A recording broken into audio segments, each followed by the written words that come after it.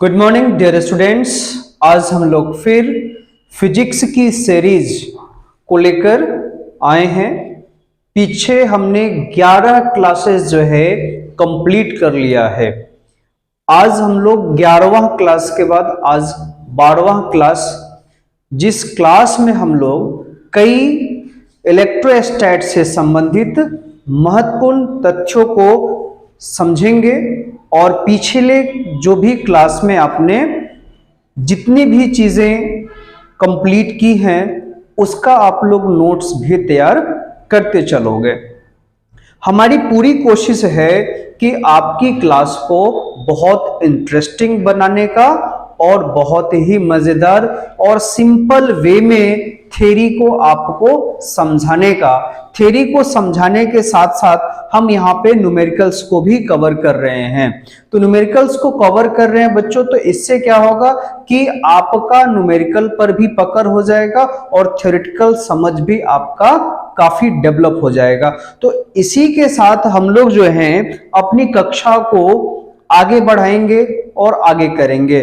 ठीक है, अब एक चीज ध्यान रखना है बच्चों कि अगर आप इस चैनल पे पहली बार आए हैं, ठीक है, तो इस चैनल को आप लोग सब्सक्राइब कर लीजिएगा। ठीक है, बेल आइकन प्रेस कर लें ताकि सबसे पहले जो है वीडियो आपको यहां पर मिलता रहे। हाँ, वैसे व्यूअर्स जो कॉम्पिटिटिव एग्जाम की तैयारी करते हैं, ठीक है, उनके लिए भी एक इंफॉर्मेशन है, एक सूचना है। हमारा एक और चैनल है, ठीक है, और वह चैनल आपका माईटेक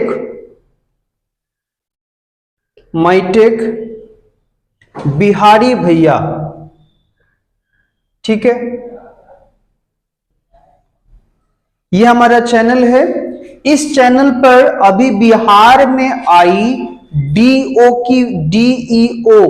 जो कि वैकेंसी है आपका डेटा एंट्री ऑपरेटर का, और इसका एग्जाम जो है बेल्ट्रॉन ले रहा है। ठीक है, तो जो भी बच्चे 10+2 कंप्लीट कर चुके हैं वो इस फॉर्म को फिल करेंगे। हम आपको जो है यानी फॉर्म की पूरी जानकारी कैसे फिल करना है इस पर हमने आपको दे दिया है, इस चैनल पे बता दिया है।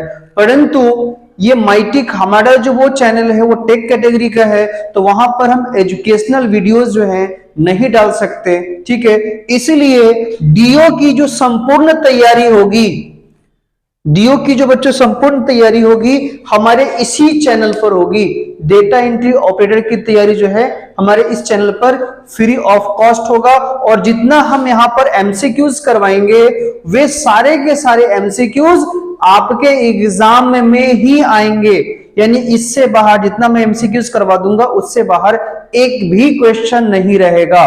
ठीक है, और पूरे सिलेबस की हम लोग यहाँ पर बात कर लेंगे। तो ऐसे कोई भी बंदा है जो डीओ की फॉर्म भरा है या उसकी तैयारी करना चाहता है तो हमारे इस मेंटर्स एरा पर भी आ सकता है ज्वाइन करके, और आगे हम जो आपका क्लास ले रहे हैं फिजिक्स की, यह भी क्लास आपकी कंटिन्यूअस चलती रहेगी। तो चलिए हम लोग अब देर ना करते हुए आज के टॉपिक की ओर बढ़ेंगे और टॉपिक की शुरुआत करते हैं। तो चलिए हम लोग अपने टॉपिक की ओर बढ़ रहे हैं, और इस टॉपिक में आज हम लोग जो इस लेक्चर क्लास में देखने वाले हैं थ्योरी के फॉर्म में, ठीक है, वह देखने वाले हैं चार्ज डिस्ट्रीब्यूशन के आगे की कड़ी। ठीक है ना, तो हम लोग पिछले कड़ी में देख चुके हैं कि चार्ज डिस्ट्रीब्यूशन जो है बच्चों कितने प्रकार से होता है, यह हम लोग समझ चुके हैं। आज हम लोग बात करेंगे चार्ज के टाइप्स, यानी चार्ज का जो आयतन होता है, डेंसिटी होती है, उस पर बात करेंगे। ठीक है, तो जब चार्ज डिस्ट्रीब्यूट होता है बच्चों तो 3 प्रकार से डिस्ट्रीब्यूट होता है, तो तीनों प्रकार का अलग अलग उनका घनत्व होता है। तो चार्ज के घनत्व को यहां पर समझते हैं कि किसको कौन सा घनत्व कहेंगे, ए टू जेड यहां पर क्लियर करते हुए चलते हैं। तो चलिए सबसे पहले हम लोग चार्ज का जो डिस्ट्रीब्यूशन होता है उसके आधार पर बच्चों चार्ज को 3 प्रकार से बांटा गया, यानी चार्ज घनत्व को 3 प्रकार से बांटा गया है।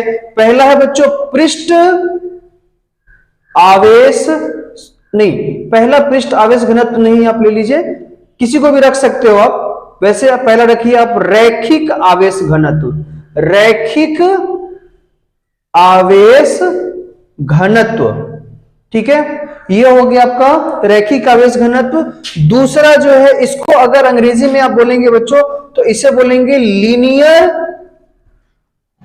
Density of charge, linear density of charge इसको बोलते हैं। उसके बाद जो बच्चों दूसरा आ जाएगा आपका पृष्ठ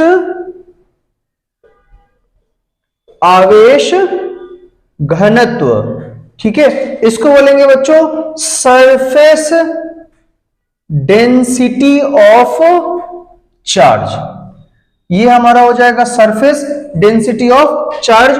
और तीसरा जो हो जाएगा बच्चों वह हो जाएगा हमारा आयतन आवेश घनत्व, ठीक है, आयतन आवेश घनत्व, इसको बोलेंगे वॉल्यूम डेंसिटी ऑफ चार्ज। देखो बच्चों, ये इलेक्ट्रोस्टैट में चार्ज डिस्ट्रीब्यूशन का एक अहम टॉपिक है ये तीन, और ये आपके बोर्ड के एग्जाम में जो है बराबर पूछा जाता है, ठीक है। तो तीन हम चार्ज यहां पर देखेंगे, रैखिक आवेश घनत्व, पृष्ठ आवेश घनत्व और आयतन आवेश घनत्व। सबसे पहले हम लोग चलते हैं, देखते हैं रैखिक आवेश घनत्व। रैखिक आवेश घनत्व की परिभाषा की बात करते हैं, ठीक है, परिभाषा से ही चीजें स्पष्ट हो जाएंगी और एक एक चीज क्लियर करते चलेंगे। परिभाषा अंग्रेजी में इसको आप डेफिनेशन कह लीजिए, ठीक है ना, तो डेफिनेशन पे बात करते हैं। तो डेफिनेशन क्या होता है इसका, ठीक है, तो ध्यान रखिएगा, प्रति इकाई, इसका डेफिनेशन हो जाएगा या प्रति इकाई लंबाई में उपस्थित आवेश की मात्रा को रैखिक आवेश घनत्व कहेंगे, रैखिक आवेश घनत्व कहते हैं, ठीक है बच्चों। तो प्रति इकाई लंबाई में उपस्थित आवेश की मात्रा को क्या कहते हैं, रैखिक आवेश घनत्व कहते हैं, यानी लीनियर डेंसिटी ऑफ चार्ज कहते हैं, ठीक है। अब यहां पर ध्यान रखें, प्रति इकाई लंबाई में, तो पहले तो ये समझ लीजिए कि ये एक लंबी तार हो गई, ठीक है, या कोई धातु हो गया, इस पर जो है बच्चों चार्ज इस प्रकार से सिचुएटेड है, एस्टैब्लिश्ड है, यहां पर स्थित है। अब इस पर कितना, इसकी डेंसिटी क्या होगी, तो डेंसिटी सिंपल सी बात है कि इस रेखा पर जितना चार्ज प्रेजेंट होगा, जितना चार्ज मौजूद होगा, उतना ही इसकी डेंसिटी होगी। कितना होगा, जितना चार्ज इस पर प्रेजेंट होगा उतना ही इसकी क्या हो जाएगी बच्चों, डेंसिटी हो जाएगी। और डेंसिटी हो जाएगी तो इसका जो व्यंजक बनेगा, इसका जो एक्सप्रेशन बनेगा, वो एक्सप्रेशन क्या हो जाएगा, तो जैसा कि हम जानते हैं कि रैखिक आवेश घनत्व को हम आगे बात भी करेंगे कि इसको कैसे डिफाइन करते हैं, ठीक है। रैखिक आवेश घनत्व,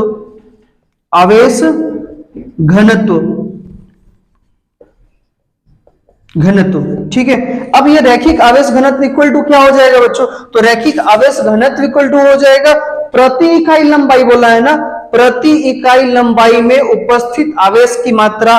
तो प्रति इकाई मतलब क्या हो जाएगा, ये घनत्व को हम किस प्रकार से डिफाइन कर देंगे, तो ये हो जाएगा हमारा आवेश बटे में लंबाई। क्या हो जाएगा बच्चों, आवेश बटे में लंबाई, रैखिक आवेश घनत्व बराबर आवेश बटे में लंबाई। अब एक चीज ध्यान रखना है, इसको रिप्रेजेंट क्या चीज से किया जाता है, रैखिक आवेश घनत्व को, तो इसको लैम्डा से रिप्रेजेंट करते हैं। किससे करते हैं, लैम्डा से करते हैं। तो लैम्डा से कर देंगे तो क्या हो जाएगा, ये आवेश बटे में लंबाई, यानी आवेश का जो मात्रक, मतलब आवेश को डिफाइन करते क्यू से, और लंबाई क्या हो जाएगा बच्चों, तो लंबाई हो जाएगा हमारा एल, ठीक है। तो ये हो गया आपका रैखिक आवेश घनत्व का। अब इसके बाद इसका मात्रक और डायमेंशन फार्मूला दोनों क्लियरली हम देख लेंगे, उसके बाद इसको और आगे हम बढ़ते हैं। तो चलिए हम इसको मिटाते हैं पहले। तो चलिए इसमें देखिए lambda equal to Q by L हो जाता है। अब इसका यहां पर क्या देखेंगे बच्चों, एसआई मात्रक देखेंगे, सीजीएस मात्रक देखेंगे और उसके साथ ही हम लोग डायमेंशन फॉर्मूला देखेंगे। ठीक है, वीडियो को ज्यादा लेंथी, ज्यादा लॉन्ग ना बनाकर हम इस वीडियो को दो पार्ट में बांट देंगे। एक में हम अभी आपको रैखिक आवेश घनत्व बता रहे हैं और सेकेंड में आपको पृष्ठ आवेश घनत्व और आयतन आवेश घनत्व दोनों को क्लियरली समझा देंगे और उसके बाद चलेंगे इसके एक्सप्रेशन पर, व्यंजक पर, कैसे इसको निकालेंगे। क्लियर है? तो चलिए यहां पे बात कर लेते हैं। सबसे पहले हम लोग बात कर लेते हैं बच्चों एसआई मात्रक का, यानी एसआई यूनिट। तो चलिए एसआई यूनिट क्या होता है, लैम्डा इक्वल टू आवेश का एसआई मात्रक क्या होता है, तो आवेश का तो बच्चों सबको पता होगा एकदम कूलम, और लंबाई है, लंबाई तो भाई मीटर में जाता है, ये सबको पता है। तो लैम्डा इक्वल टू क्या हो जाएगा, कूलम प्रति मीटर। अब इसको ऐसे लिखो या कूलम मीटर इनवर्स 1 लिखो, बात दोनों सेम है। ठीक है, तो ये हो गई इसका एसआई मात्रक। वही बात कर लेते हैं सीजीएस मात्रक का। तो सीजीएस मात्रक क्या हो जाएगा बच्चों, ठीक है। और देखो एक स्टेट बोर्ड का मैं तैयारी करवा रहा हूं, कोई अदर कंपटीशन का नहीं है, स्टेट बोर्ड का है। स्टेट बोर्ड में जिस लेवल का क्वेश्चन रहता है, जिस तरह की चीजें रहती हैं, मैं उन चीजों पे ज्यादा फोकस कर रहा हूं। अगर स्टेट बोर्ड में आपको 90 क्रॉस करना है ना, 99% लाना है, तो जिस तरीके से मैं बता रहा हूं उसको कवर अप करना पड़ेगा आपको। और जब तक कवर नहीं करोगे बाबू तो तब तक आगे नहीं निकलोगे। ठीक है, तो एक एक चीज को कवर करते हुए चलो अच्छे से। ठीक है, तो सीजीएस मात्रक क्या हो जाएगा इसका, तो लैम्डा इक्वल टू, देखो कूलम का सीजीएस मात्रक स्टेट कूलम होता है, तो यहां पर स्टेट कूलम लिख देंगे बाबू।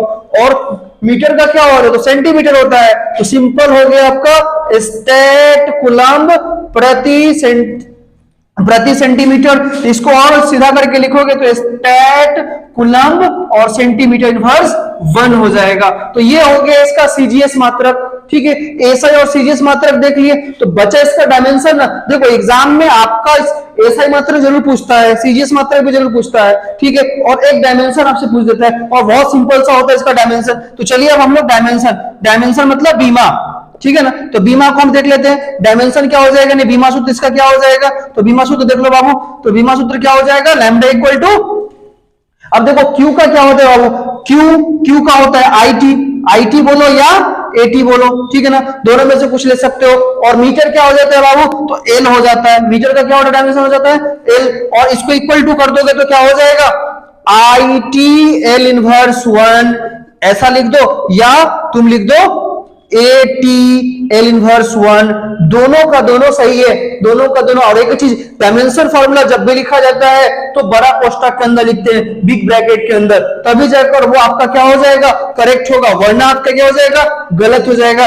तो यहां से आप अपने ऑब्जेक्टिव क्वेश्चन को क्या कर सकते हो, कवर कर सकते हो। इसके बाद हम लोग आगे बात करेंगे surface density and volume density of charge को। तो चलिए इस वीडियो को यहीं तक रहने देते हैं, इसके बाद हम लोग नेक्स्ट क्लास में चलेंगे।